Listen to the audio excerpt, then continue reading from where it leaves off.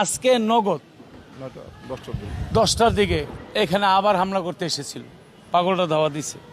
একটু সোচ্চার আছি বলে হ্যাঁ এই এখন পাগল ফকির আসছে এখানে। যদি এটুক না করতাম তাহলে আমার মনে হয় গেট লাগায় ওরা কোনো পাগল ফকির তো দূরের কথা একটা পাতাও ঢুকতে দিত না। এখন কথা হইলো তারা কারা এটার দলিল দিছি, নকশা দিছি, পর্চা দিছি, বায়া দলিল সহ দিছি, বাজারে খেলে আসেন একটু সব দিছি।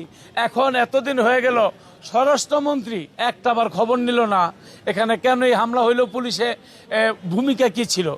ধর্ম মন্ত্রণালয় থেকে কিছু লোক পাঠাইছে, কিন্তু আমরা অনেক কষ্ট করে তাদের সাথে যোগাযোগ করছি। আচ্ছা, একটা মাজারের কর্মকর্তা ডিসি হয় কেমনে?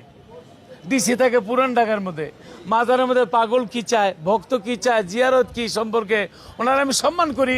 ওনার বিষয় ওনারা এটা হলো খাদেম প্রধান হইতে হবে, খাদেম ওই রকম খাদেম হইতে হবে।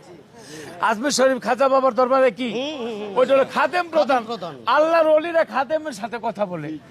এইখানে 3 মাস 6 মাস পরে ডিসি এখানে আসে তো আসে না, সেই মাজার সম্পর্কে মসজিদ সম্পর্কে এখান সম্পর্কে সে কি বুঝবে? তাহলে আমি সালাম জানাই ওনার।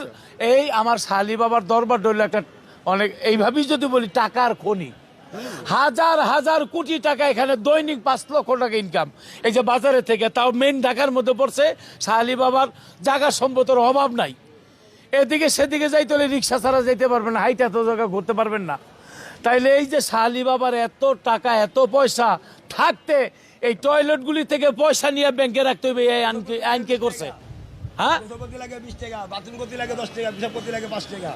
তাইলে 20 টাকা গোসল করতে, তারপরে বাথরুম করতে 10 টাকা 30, আর 5 টাকা হইলে প্রস্রাব করতে 35 টাকা। আরে 35 টাকা না, 20 টাকা হইলে একটা পাগলের একটা দিন চলে যায়। এক কাপ চা, একটা বনরুটি, সেই পাগলের টাকা নিয়ে রাখতে হবে। এই আইন মাজারে কে করছে আমরা জানতে চাই।